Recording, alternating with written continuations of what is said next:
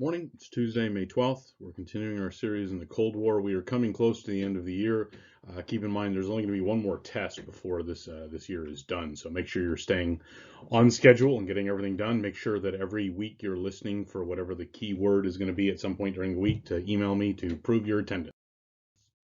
All right, we're continuing with the Cold War. We've gotten to essentially the age of Reagan, and Reagan greatly turned up the pressure on the Soviet Union by turbocharging the United States economy, by investing heavily in the U.S. military.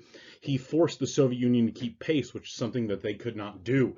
And so he really alone, he had a vision for what America could do versus what the communist system could do. And he felt that capitalism and a free market and just the idea of individual freedom was so much more powerful than anything that the other side could potentially do.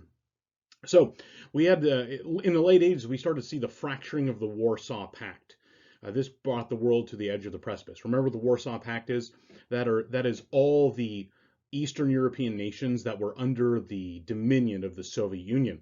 In 1989, both Poland and Hungary organized real elections. And by real elections, I mean there was more than one candidate, and there was a reasonably secret ballot, and there was the actual potential of a non-communist government, which is what happened, in fact.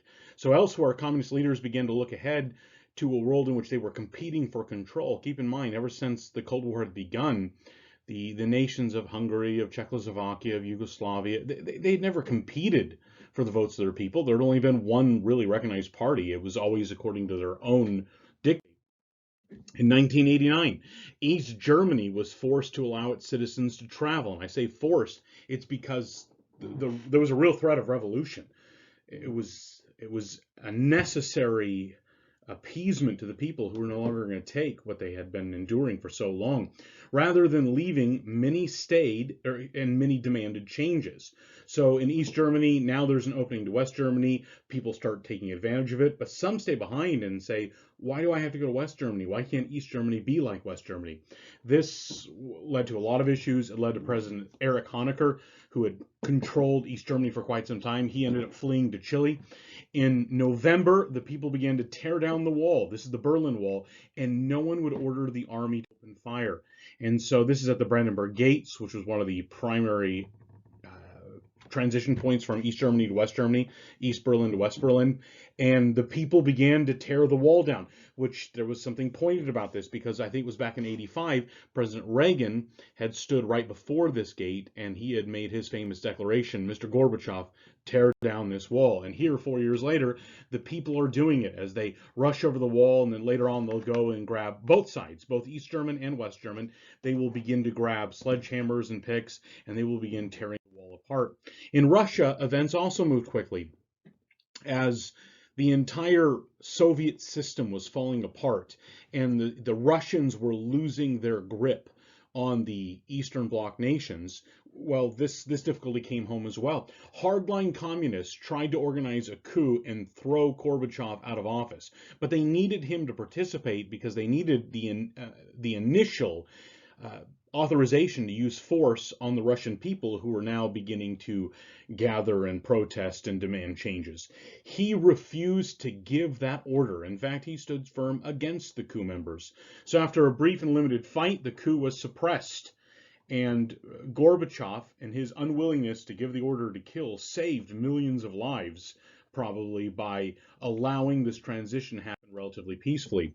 In the times ahead, the former mayor of Moscow, Boris Yeltsin, became head of Russia and the newly formed Commonwealth of Independent States. The Commonwealth of Independent States was a somewhat temporary organization that was made up of all of the old Soviet Union that allowed them essentially to exist during this transition. It took care of some necessary services. So the CIS existed in each country until they could each assume their own responsibilities. This was the dissolution of the Soviet Union, and it created new problems because now the military was suddenly abandoned. Who owned the Soviet military? It wasn't all Russia. It wasn't all any one nation. It was a number of nations. And it wasn't a matter of just of who owned it, but who was going to pay for it. Having a military as large and as powerful as the Soviet military was is a terribly expensive proposition, and no one nation could bear the burden, especially with the economic shocks that were going to come. Russia was not a success story, however. We cannot point and say, look how things got so much better in Russia. Generations of communist propaganda had made self-rule difficult. And in the aftermath of the Cold War, an informal kleptocracy arose. So instead of a bunch of men dedicated to the good of Russia and to the establishment of a place of freedom and law, you had kleptocracy, the government by the thieves and criminals. So you had a number of oligarchs rise up, and they, through underhanded and illegal means, seized money, seized territory, seized possessions, made themselves rich, and plundered their own nation. Russia was doomed because when the moment came for Russians to rise up, the very worst of them were allowed to. And Russia essentially got the government that it allowed to happen. Yeltsin was unable to meet the challenges of mass corruption. Yeltsin has his positives, but he had more negatives. He's not a George Washington. He was a deeply flawed man who in his own way was corrupt, and he was dissolute, and he was undisciplined. On paper, Russia had greater freedom, and the Russian people had more freedom, but in practice, there was still much to be done. This is a famous picture of an instance in which in the mid-1990s, Russian President Boris Yeltsin is in the United States meeting with United States President Bill Clinton. But Yeltsin, among his many flaws, was also a drunk, and so at the press conference he was not entirely sober. He said some things. President Clinton could not help but laugh at the whole situation, and it is rather humorous, but it's rather discouraging to see how it all turned out. The map was changing faster than printers could keep up. In Eastern Europe, borders were falling, borders were changing. New countries emerged without the help of the Congress of Vienna or a Paris Peace Conference. It was more along tribal lines and geographic lines. This did not happen without bloodshed, however. We're going to look at this in the future, but there were several important and deadly civil wars that happened as different groups tried to establish their own place in the world. In many of these former Eastern European nations, these nations that were once part of the Soviet Union, what we see is there were generations of hate that had been buried and subdued by Soviet oppression, but now that the Soviets were gone, some of this hate bubbled to the surface. In Poland, let's look at a few of these nations one at a time. Poland, Lech Walesa became president without bloodshed. Poland was a pioneer of liberty when it came to the Eastern Bloc. This is the first time Poland was free since the invasion of the Nazis and the communists back in 1939. So Poland got its dream. It became an independent nation after so many years after the betrayal of the Soviet Russians and the Nazi Germans. The Polish people were once again possessors of their own fate and had their own kingdom. In Hungary, the new parliament created what was called the Democracy Package in 1989. And so this nation that had once existed long ago, in fact, it had been part of the Austro-Hungarian Empire, and its history goes all the way back into the Middle Ages, once again, it becomes an independent nation with its own course to chart. In East Germany, the fall of the Berlin Wall united families and allowed once again for a unified Germany. But this brought tremendous pain. Now, it was reasonably successful, but it came at a high cost. East Germany was decades behind West Germany in development. And by development, I mean technological development, economic development. In so many ways, East Germany had become a separate nation than West Germany. And the East German people had a different temperament than the West German people, and this created a great deal of strife. West Germans, many of them, especially after the years of the honeymoon had passed, when the thrill of being united had sort of worn away, many West Germans looked at the East Germans and thought of them as lazy, slothful, and indolent, and unwilling to do what was needed to be done. And many East Germans looked at West Germans and thought of them as corrupt, thought of them as greedy and money hungry, and a number of problems there as well. And there's probably some truth in both sides. But West Germany poured billions of dollars into East Germany to try to help the eastern part of the country catch up in terms of economic and material development. It brought a great deal of resentment, and some of that exists even to this day.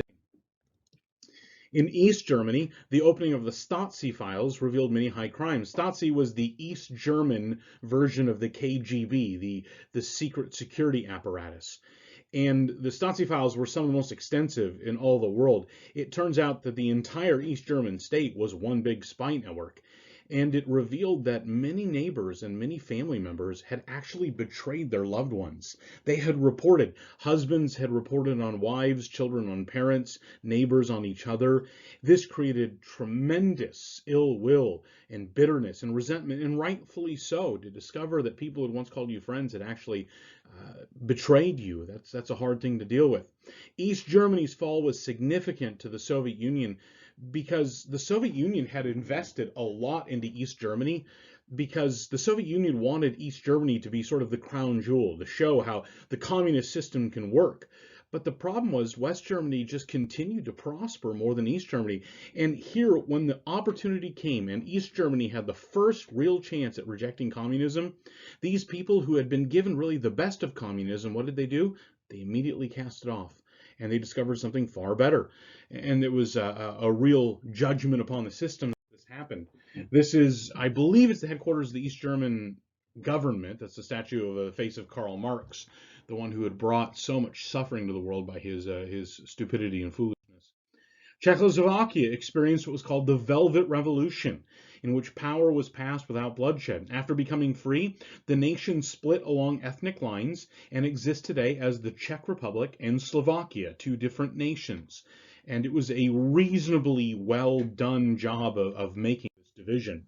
In Romania, the particularly hated dictator Nicolae Ceausescu, and I know I'm butchering the pronunciation, and I apologize, he was determined that he would endure where others failed. So while the rest of the nations around Romania were ending their devotion to communism or exploring what the world was going to be like, Ceausescu was determined that he would stay as dictator. He was not going to allow it to end, so he and his wife, they had plundered the nation for decades. They were corrupt, they were evil, they were murderous, they were barbarous, they were thieves, and they were the enemies of all true Romania. He and his wife gave orders to violently suppress a demonstration that was taking place at Timisoara. And once again, sorry about the pronunciation, Timisoara, I think is what it is. Thousands reportedly died under the suppression. The information was broadcast publicly on Voice of America and Radio Free Europe. And so people discovered in Romania what was going on, and they had had enough. In December, Ceausescu organized a staged mass gathering, meaning he was the one in control. He wanted to prove to the world how much Romania loved him. So he ordered 80,000 people to assemble, where he was going to address them, and it was going to be televised to the nation, and hopefully the whole world would see how Ceausescu was loved by the Romanian people. He intended to give a speech which would tell of all the evils of capitalism and all the good that he and communism had done for Romania. But he did not understand Romania, and he did not understand his countrymen. At the 8-minute mark of the speech, it's actually available online, you can watch it. At the 8-minute mark, the people begin to jeer. They begin to openly mock Ceausescu, something that did not happen before. Then they started to chant Timisoara, which was where the recent massacre had taken place. He tried to silence them, but they would not be silenced. Over and over, he and his wife yelled at the crowd, calling for silence, calling for them to listen, calling to be quiet, but they would not obey. Then he tried to bribe them. As he's giving a speech, he promises to raise wages and make life better. Eventually, his security guards realized this situation was now out of control. Though the 80,000 people did not have guns, there was 80,000 of them, and they were here to do something, and it looked like they were not going to be intimidated. So his security guards rushed him and his wife off the balcony, and at this moment, the people began a revolution. The army abandoned the government, and so the Ceausescus were trapped in a government building. They fled by helicopter, but they had to land because the army broadcast an order declaring a no-fly zone over the whole nation, meaning if anyone was flying, they would be shot down. The Ceausescus were captured. They were put on trial. They were found guilty. Hundreds of soldiers volunteered to conduct the execution. Only several, or I think only a dozen, were chosen, but the Ceausescus were executed for their crimes against their nation and against their fellow countrymen. Yugoslavia. Yugoslavia had always had a strange relationship with the Soviet Union, going all the way back to World War II. The dictator of Yugoslavia was a man named Joseph Tito, and he did not obey Joseph Stalin. He was unique. In fact, Stalin had several times sent assassins to kill Tito, and Tito had found them every time. He finally sent a letter to Stalin saying, I have caught every one of your assassins, and I'm still alive. If you send one more, I'm going to send an assassin, and he will not fail. And never again did Stalin send an assassin. Now, it might be an apocryphal story. I don't know if it's entirely true, but that's the legend. But Yugoslavia had always kind of carved its own path. The elections of 1990, it ended the Communist Party and ended the country. What happens is the nation of Yugoslavia is split into 6 different nations. And there's a complexity there we'll talk about later on. By December 1991, the Soviet Union had just ceased to exist. It was no more. Everything had happened within 2 years. Within 2 years, the Berlin Wall, the Eastern Bloc nations are free, Russia, essentially, communist Russia changes. It all happened so quickly. By this time, President George Bush Sr. and America patiently were watching and monitoring the situation. The hope was all this could happen without death. President Reagan left office in early 1989. He had served 2 terms. His vice president, George Bush, had been elected president, and he had won. Everything he had set out to do, he had accomplished. He was 79 years old when he left office. There's been a lot of revisionist history, and by that I mean people who try to rewrite what really happened in order to make themselves or their ideas look better. So there's a lot of revisionist history that tries to spread the credit for the end of the Cold War. They try to spread it to Gorbachev, who certainly didn't murder a bunch of people. For that, I'm very grateful. They try to spread it to various people and institutions. They're all liars. There's one reason the Cold War ended, one primary reason, and that was Ronald Reagan. And any discussion of the end of the Cold War begins with Ronald Reagan, and it continues with Ronald Reagan. Certainly other people and other ideas and other institutions played a role, but nothing as significant as what Reagan had done. Reagan had essentially torched the Soviet Union, and he had beaten them down, and he left victorious. So by 1991, the world only had one superpower, and that was the United States.